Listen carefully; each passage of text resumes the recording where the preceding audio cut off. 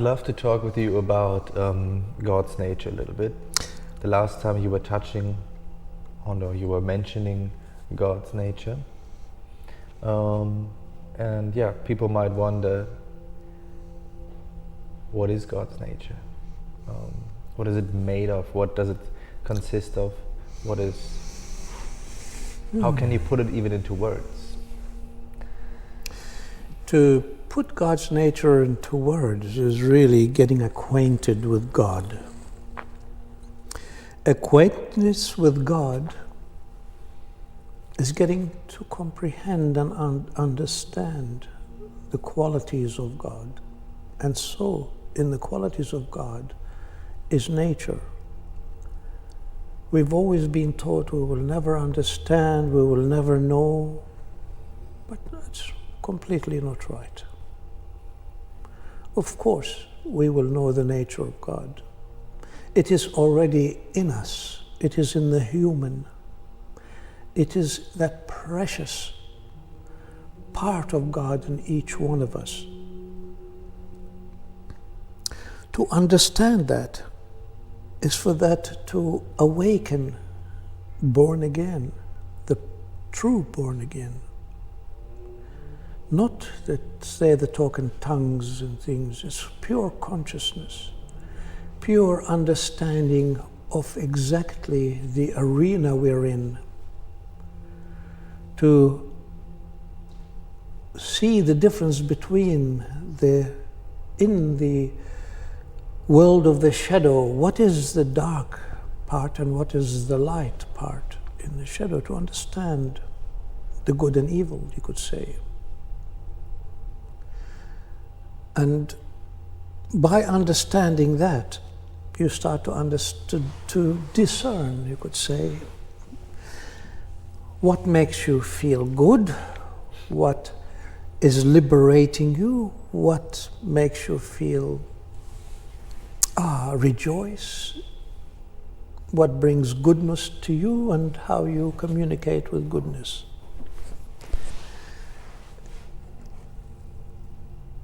It is that part in you, you could say it is the midst of your own world, because you are a world within a world, trapped by another world. And that inside in you is life. That's an interesting way of saying it. Can you elaborate a bit on that? What do you mean by your world trapped in the world?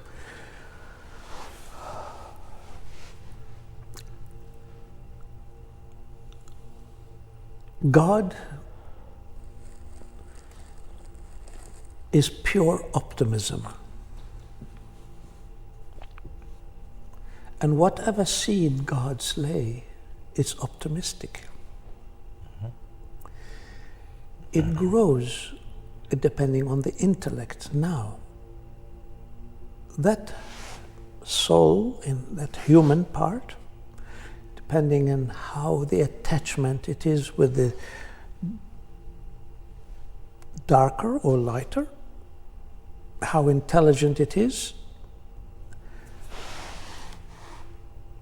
and what it favors.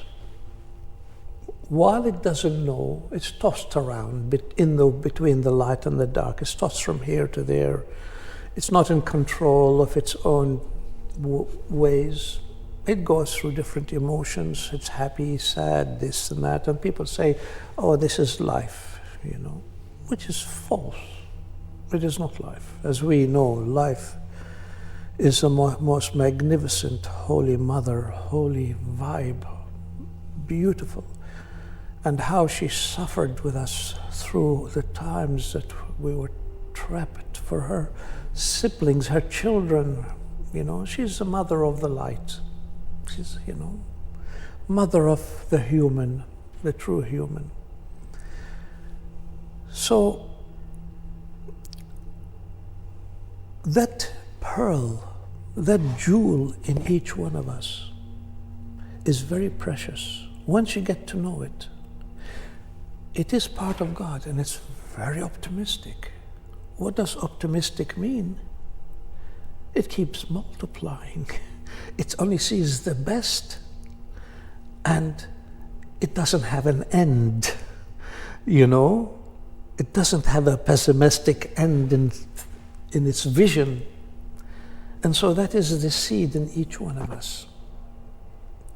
That itself is also the image of God, which is part of us as well as we grow. So that in us, there's a saying, what is in you will save you. What you don't have in you will not save you. So it is good to cherish that, what is in you, because that is godly, good. And from understanding the nature, you start to understand your own optimism by being connected with that. You could say between the human part and the godly part in us, and you see the goodness. That becomes your meeting place with the beloved. It's just you live with God there. It is God that you're living with. This is how wealthy the human is. Very wealthy in goodness. And in that is all-knowing. And the experience of God's nature. Oh, well, you know, it starts to understand. It starts to become observant, aware, and feels good, understands goodness, and it feels darkness and it understands darkness. It feels the pains and hurt. It feels the takeover and possessions. It feels, you know, the greed and the control. And it also can feel the liberating, the happiness, the goodness, the love. It starts to discern God's nature, which is all that is good,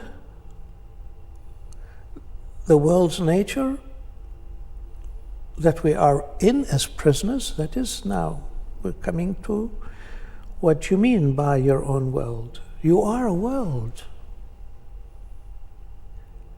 That is where your growth is. It just doesn't stop. It starts from the smallest of all seeds. Yet as it grows, whoa, you know. Yeah. And how you spread the goodness. So in comprehending goodness, there is, in God's nature, it takes you to eternity. Eternity means complete life that never ends. The reason why life ends here, because two important things is when life pulls away from the physical,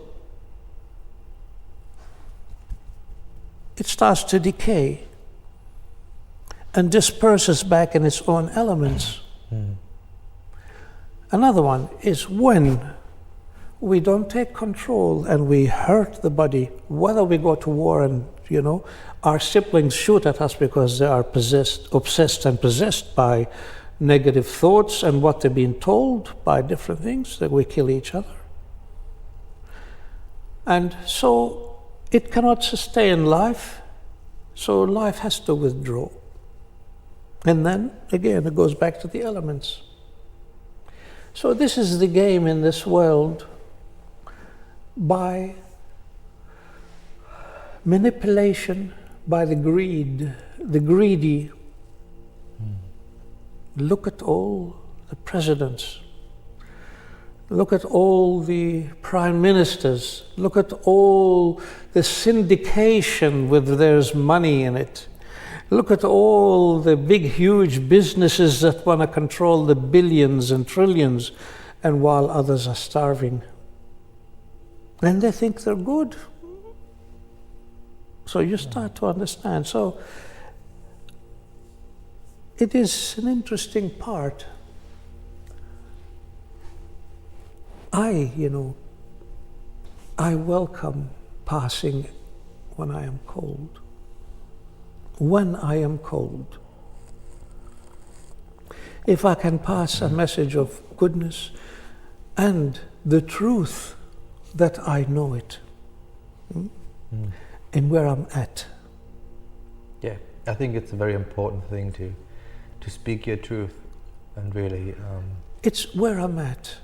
And it's where I'm at in an absolute love with God that I am talking. I don't want to talk while I am in misery. Yeah. I don't want to send that misery, any misery to people. Why should I? Why should they feel the misery? So true friends, really true friends, once they know their friends, anything that's happened for them, like an example where, I'm walking down the street and I happen to stand on dog's poo. And I said, oh, wow, what an experience. Hey,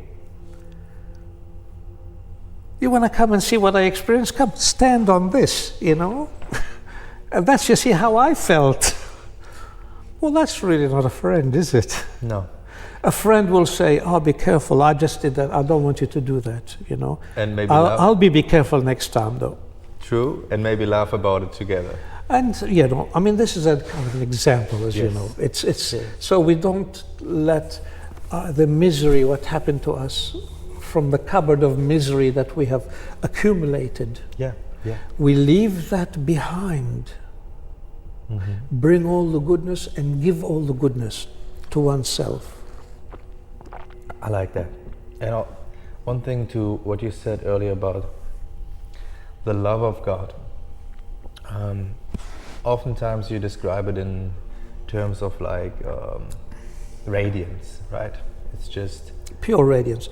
Well, that is what exudes out of God is the nature of God. The nature of God is God in its actions, So it is, again, as an example, from where I see things, I am also limited to what I can see, but I can only explain how I see it, Beyond the omission of God, that holy nature of God. And don't forget, I think I might have mentioned to you before that the first true omission is called the Christ. That is where Jesus spoke about the Christ made eternity in that omission. So how big is eternity? How much vaster is the Christ? Yet, it's a chip off the old block, if you understand what I mean. So God's nature, beyond that aura, that omission, must be something really good, really, really, really good. But in that omission is a never-ending light fire that never burns. It is not burning hot. It is not nuclear hot. It is just warmth with goodness, forgiveness, kindness, and soberness. It brings soberness to us. Yeah, I mean, fire is very much, both things at the same time. Dangerous, of course, but fire is also spending warmth and comfort. Well, of course, this is fire is matter. It is matter, and it is what the primitive we learn from fire, from the primitive part of our comprehension. So even though we came, you could say, like a plant underneath in the ground, which is quite dark, you don't see any light. But once it takes root and the ears come up, you see, starts to come up in the light. So that is the growth of how we became to take on, to liberate, to purely liberate and free the human, the soul. This is purely what it is for, purely that. That is why life, that is why the Christ, that is why the radiance is blocked unless you, the human, opens it. To your own kind. The negative, through its not clever intellect, keep it shut. So, but you must be kind to the person.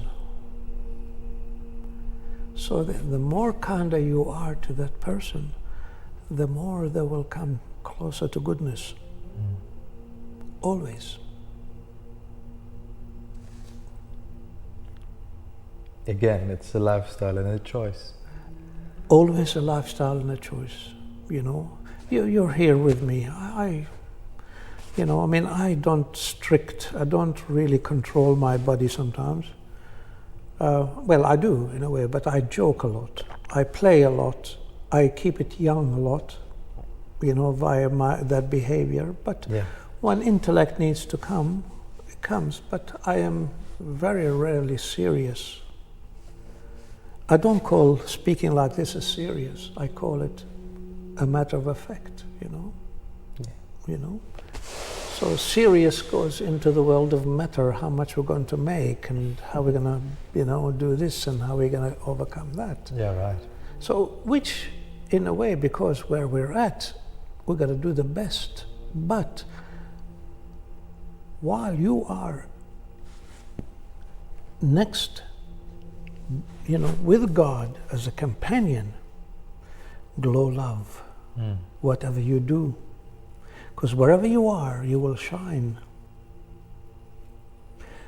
And that is for you too. Wherever you are, you will shine, of course.